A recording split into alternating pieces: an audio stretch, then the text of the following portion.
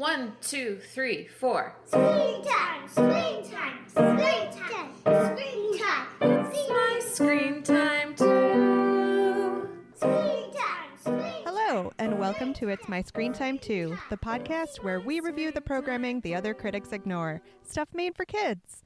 Find out what to watch for family movie night, what to avoid altogether, and what you want to watch alone, voluntarily. I'm Katie. And I'm Deborah. And I have 2 kids, ages 8 and 5. And I have 3 kids, ages 14, 11, and 11.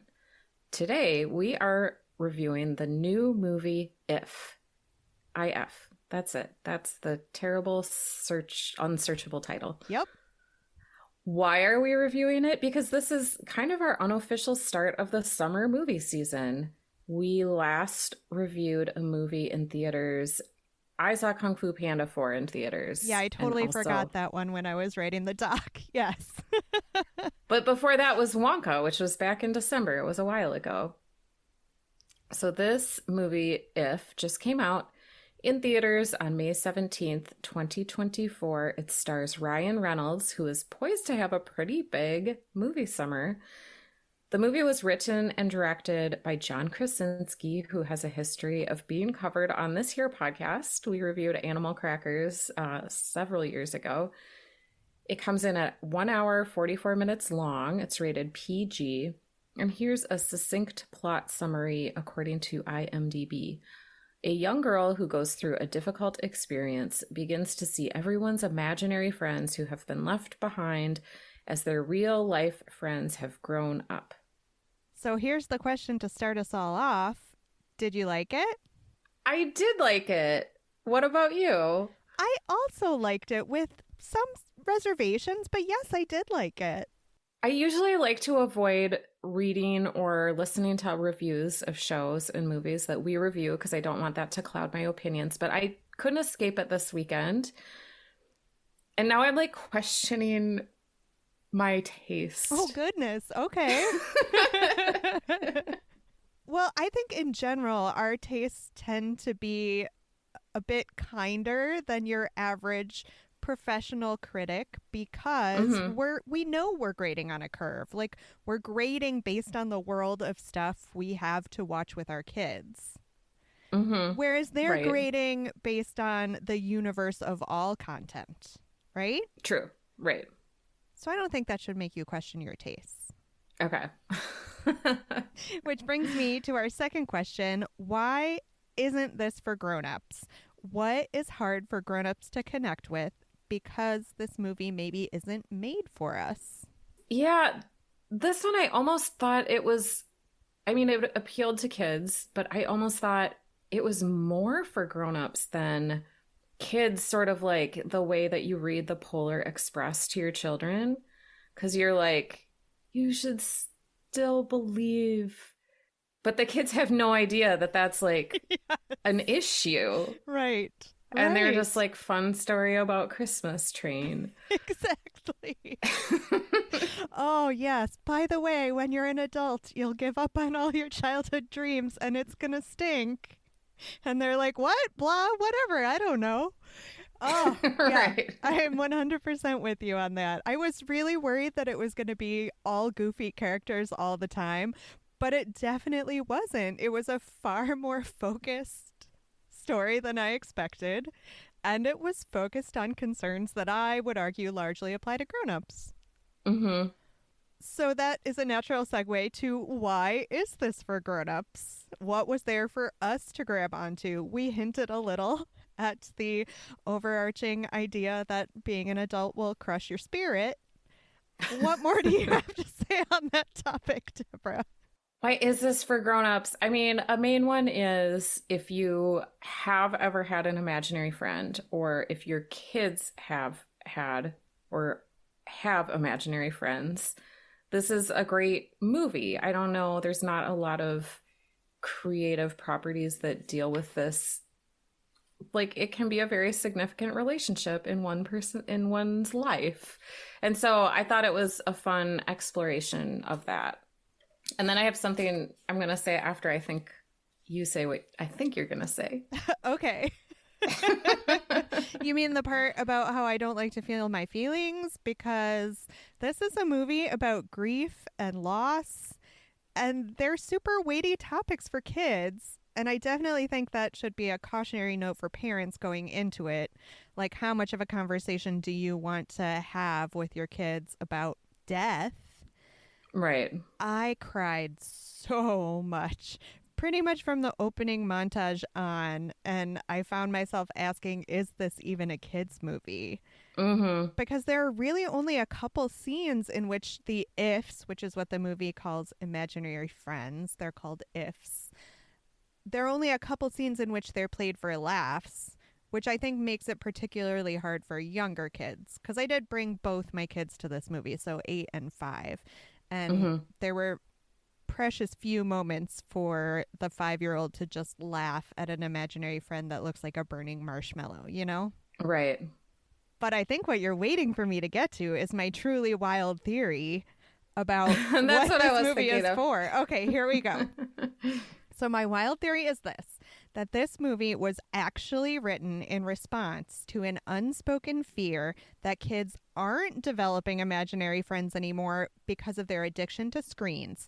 No need for an imaginary friend when the AI will talk back to you. What do you think? Crackpot idea or genius idea? I think that's a pretty genius idea. I think it's a good theory. Is that a thing? I mean, I could totally see like a parent think piece in the Atlantic, like kids aren't having imaginary friends anymore because of apps. I Like I just know. can totally see that. But I do wonder, I don't know that much about like John Krasinski and Emily Blunt's filmmaking together. I haven't seen A Quiet Place because I don't like horror movies, but that one seems very based in a parenting anxiety that your Mhm. kids are in danger. And this imaginary friend one seems very based in, I mean, like, as a parent, the only thing worse than your kid dying would be you dying when they're still kids, right? Mhm. And so I wonder if this is like Krasinski's way of like working through his fears as a parent because they have a couple kids, right? Yeah, I love that. I love that he feels so free to do that on screen. Please, yes, more. Express more of our parenting anxieties on screen. We need to normalize that. Yeah. I'm kind of a I don't know what's wrong with me. I didn't like get that the mom. Okay. I wasn't, it is really hard to discuss without spoilers, right? We're going to do our best, listeners, to discuss without spoilers, but one major spoiler happens in the opening montage of the movie. It's very Mm-hmm. quick, so I'm a little torn as to whether or not it actually counts as a spoiler. Mm-hmm. I don't know. We'll do our best. So let's get into the weeds. Cast and character standouts. Was there anyone that you particularly loved or hated? Do we start off talking about the Ryan Reynolds of it all, or should we end there? Well, the Ryan Reynolds piece was partly how I convinced my kids to go see it with me. Yeah. Because we went on Friday, which Fridays they just like to chill out because it's been like a long week. And I was like, let's go to a movie. And I said, Ryan Reynolds is in it, which they know from Spirited, a movie that we all love. And then they were like, oh, sure. Yeah, let's go see that. So did they feel there was a bait and switch? Because to a certain extent, this is very much Reynolds playing against type from the public persona that he as an actor has carefully cultivated that has carried over into the roles he accepts on screen. My point is, there's a level of earnestness to this performance that felt very at odds with what I have grown to expect from him. Did you feel that at all, or did your kids feel it?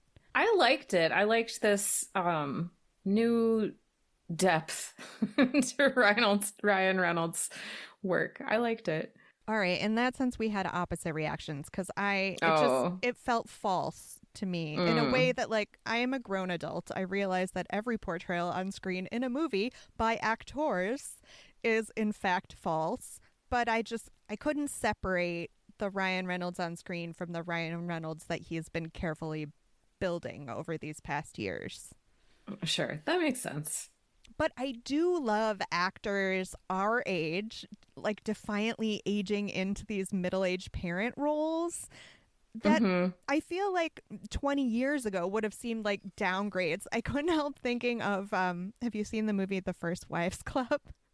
Oh, yes. Yeah. Okay, so there's this meltdown that Goldie Hawn's character has about being asked to play the mother in a play, as if like that was the definitive nail in the coffin of her career, is that she was Mm-hmm. too old to play the ingenue.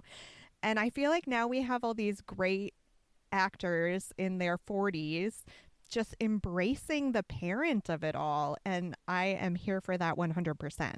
Yeah, I wonder if that old Goldie Hawn thing was because she was maybe like 36 and being asked to play the mother of like a 34-year-old. Right. Yes, You of know how course. like Jennifer Garner would be like Ryan Reynolds' mom. Yes. You're right. There are a lot of more complicated layers to that.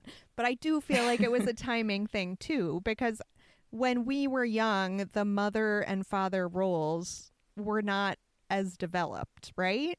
Yeah, and I don't know. John Krasinski didn't have like a huge on-screen presence, but he was so I liked the character of the dad who's like sick and trying to make the daughter feel okay about it. I thought that Mm-hmm. was really well done. Yeah.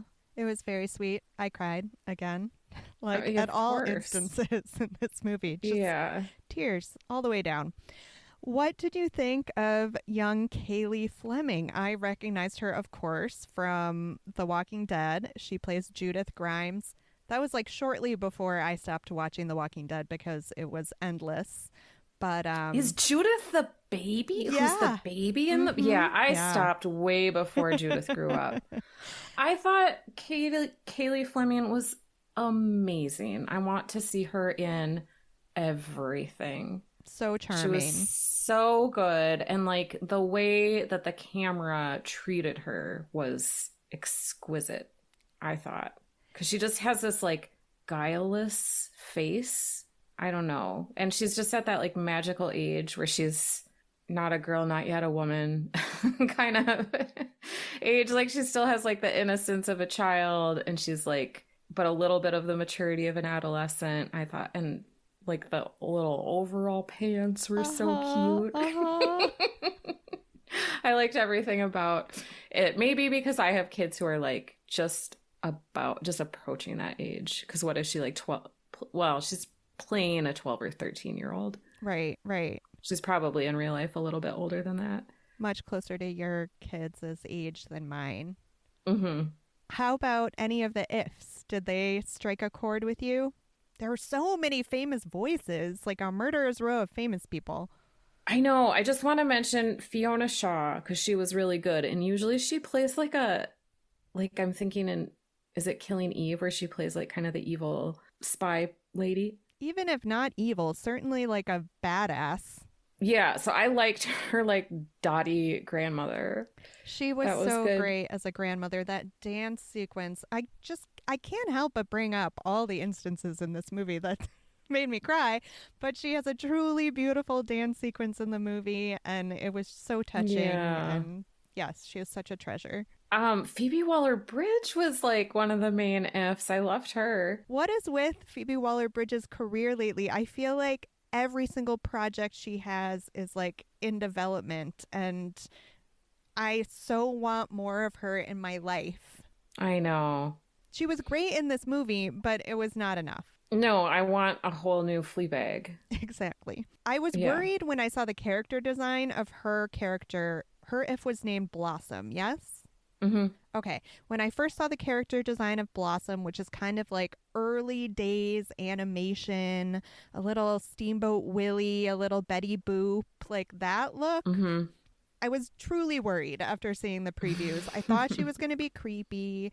I did not like that she was going to be one of the main ifs, but maybe it was Phoebe Waller-Bridge's voice that rescued it for me because I ended up really enjoying the character of Blossom.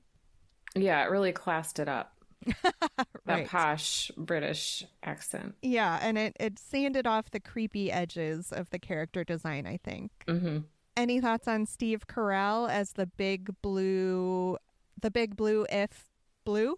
I thought he was good. It took me a little while to place his voice, and then I realized who it was. But I liked him. Yeah. We're so used to hearing him as Gru, yes? Right, with the Brew accent. I'm just flipping through my IMDb to see who else. I Bobby Moynihan plays one of the IRL characters. Yes, since we're jumping around, can we talk about Bobby Moynihan? Because he had such a small part, but I found it to be so wonderfully played as Jeremy, the grown up that had once been a child with an imaginary friend. Again, it will not surprise you that I cried during his big moments on screen, but my goodness, so much behind his very brief scenes. I was really impressed. And it's barely any dialogue. He does it all without dialogue. Yeah, it Mm-hmm. was really good. And especially since my first association with him as an actor is because he did the voice in the DuckTales. So I feel like I haven't seen him do much in real life, so I was so pleasantly surprised. Yeah.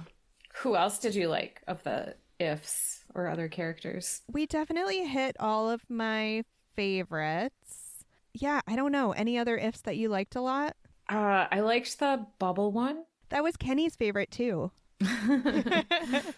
Yeah, they were all fun and inventive and just absurd the way that kids' imaginations work.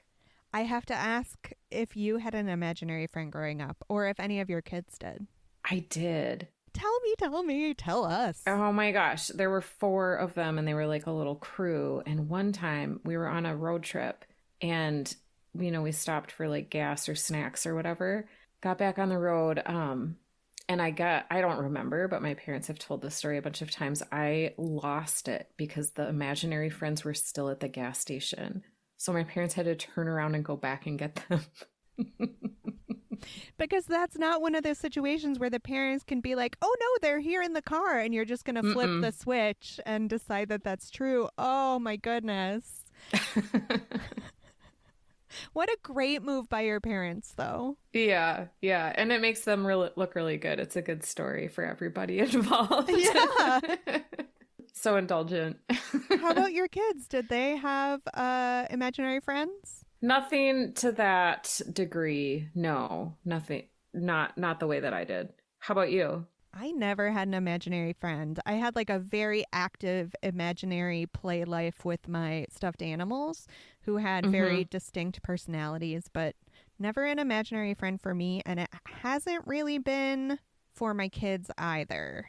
Do you remember how old you were when you stopped playing with your imaginary crew? Probably school age. Yeah. I think imaginary friends are for like pretty like toddler preschool That makes sense. age kids. I tried to do some research on like the prevalence of imaginary friends, and granted, it was very cursory research, but the numbers swung so wild. It was like, oh, this is something that 60% of kids have. Oh, this is something that 89% of kids have. Oh, this is something that 30% of kids have. So I was not able to get any definitive data on that front. But let's swing back to the movie. Any thoughts on the writing? I liked it. It made me kind of want to see A Quiet Place because I don't think I can handle it, but I'm curious to see more Krasinski created film. Yeah, I too don't think that I can handle it. There was one particular moment, and it's probably me just splitting hairs, but there's this very emotional scene, which I again am going to try not to spoil, but it's kind of the climax of the movie in which our heroine is coming to terms with the fact that even though she's 12 years old and she's gone through some horrible experiences, she is in fact still a kid, and she's trying to convey this to her father, John Krasinski. And it's a very emotional moment. I had, again, been just crying nonstop up to this point. So she was trying to tell him a story, and the writing just felt like a statement of facts rather than a story that a child would tell to me. Oh, sure. And just the fact that like everything had been like ticking along as it had up to that point, it felt like a pretty major stumble. I don't know if you had any of those feelings at all during the moment I'm trying to obliquely reference. I didn't have a problem with that. Like I didn't feel hit over the head with the like lessons with which I think this could easily have gone into like moralistic territory. and I didn't feel that way. I felt like as a viewer, I was left to figure some things out on my own, and I liked that about it. Speaking of figuring some things out on your own, there's also a big reveal at the end of this movie that, again, we will Hmm. not spoil. How much did you feel like that was telegraphed to you throughout the movie? At what point did N- you get it? Not much.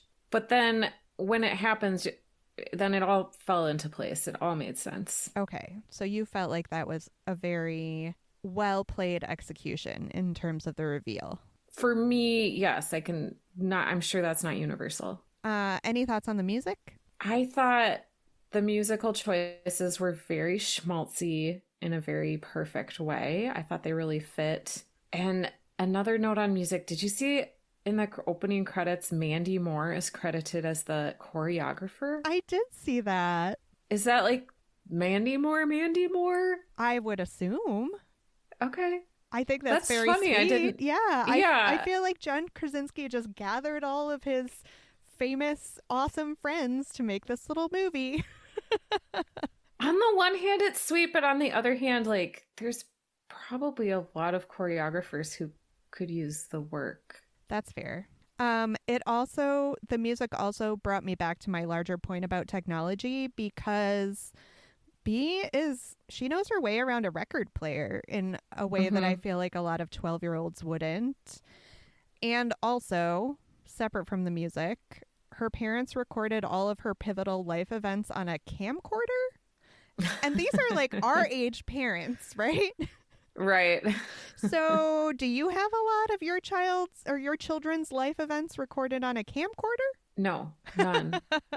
But we're like, phones weren't really, I don't know. I think they were maybe trying to make this movie a little more timeless than, Mm. like, sometimes we watch movies and you're like, oh, that's not going to age well, or in 6 months, that's going to be really looking really silly. And this didn't have any of that. So maybe the camcorder, that had to be a decision at Right. some point. Like, how are we going to communicate this? That's very true. That's very true. What did you think about the live action animation blend? Was it well done for you? It was. It didn't.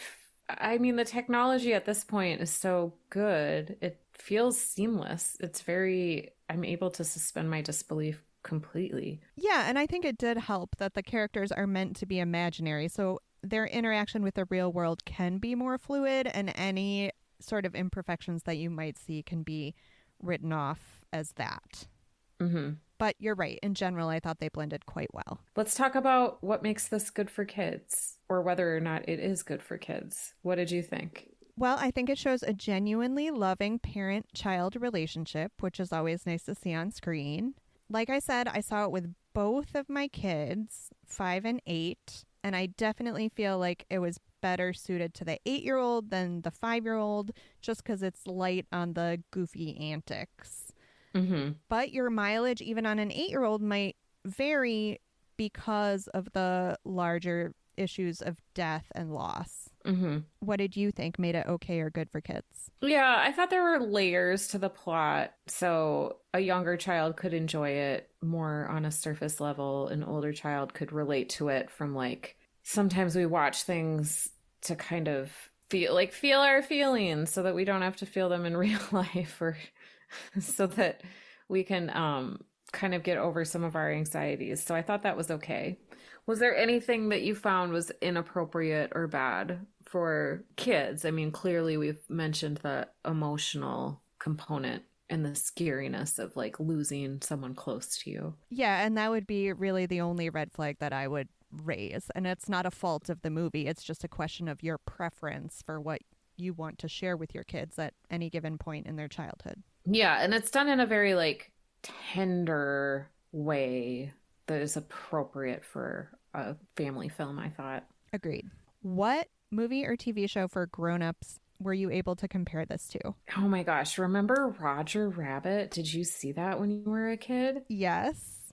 It reminded me of Roger Rabbit just because of the blend of the live action and animation. What a testament to the artistic achievement that was Who Framed Roger Rabbit, that we're bringing that classically 2D animated movie up in this context because you're right. It did feel real and true, even with the technology we had back then. And I don't know what kind of existential wilderness we've been wandering through in between where we haven't been able to strike that appropriate chord, but I think that is an excellent comparison. Mm-hmm. I went more in for the plot, and I was thinking about imaginary friends, which weirdly seem to crop up more in movies for grown-ups than they do in movies for kids. Yeah, that's true. So I was thinking about all the scenes with B talking to one or another of the ifs in the real world as if they were really there and other people could see them. And it made me think, of course, of Fight Club. Oh, good one. Yeah. Were you able to cast the gritty HBO reboot? I feel like a lot of this cast could be repurposed for a darker toned version of the same thing, but was there anyone that you thought would be particularly good like that? Well, because it has Steve Carell and John Krasinski, I couldn't stop thinking about The Office. Uh-huh. So I thought about we go back to Scranton. The paper factory has been like let go to rot, like the company, it's been gutted by like a private equity firm, and there's just like one person left, and they have like all these imaginary friends trying. I don't know, they like walk through and then they have like these fantasies of the people that they used to work with, and those are the imaginary friends. It would be very like dystopian though. Maybe they're even zombies. I don't know. Ooh, okay. All right. Now you're really getting into the horror genre of it all. Maybe you are ready for A Quiet Place. How about you? Were you able to cast the gritty HBO reboot? I think I was stuck on my dissatisfaction with Ryan Reynolds as the leading man in this movie. And I've also been hearing a lot about another Ryan lately, namely Ryan Gosling, and how his big summer kickoff movie did not necessarily perform as well as expected. And I thought to myself, well, here's Ryan Gosling. He's a funny guy. We know he can do comedy. And he also has this very well documented backlog of projects in which he is earnest and he is serious and he can bring that kind of pathos to a role.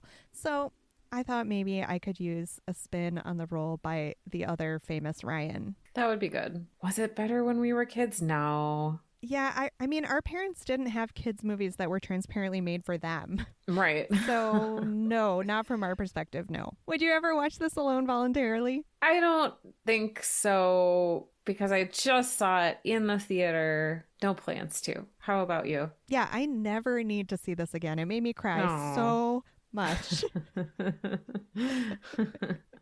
Now, do you want to rate it? Yes, on I our would scale like to from rate 1 it. to 5 stars? Yeah, I give it a 4. How about you? I would give it a 4 too. See it or skip it. See it. With slightly older kids, but see it. Same. Thanks for listening to our review of If. Next week, we'll be back with a conversation about screen time in the news. If you enjoyed our show today, please recommend the show to one friend you think would enjoy it too. We love growing our community of parents for sanity in screen time. Never miss our up-to-the-minute thoughts about screen time. You can head over to our website at myscreentime2.com. Tune in next time for more real talk about the movies and TV we watch with our kids because we have to, and sometimes because we like to. Bye. Bye.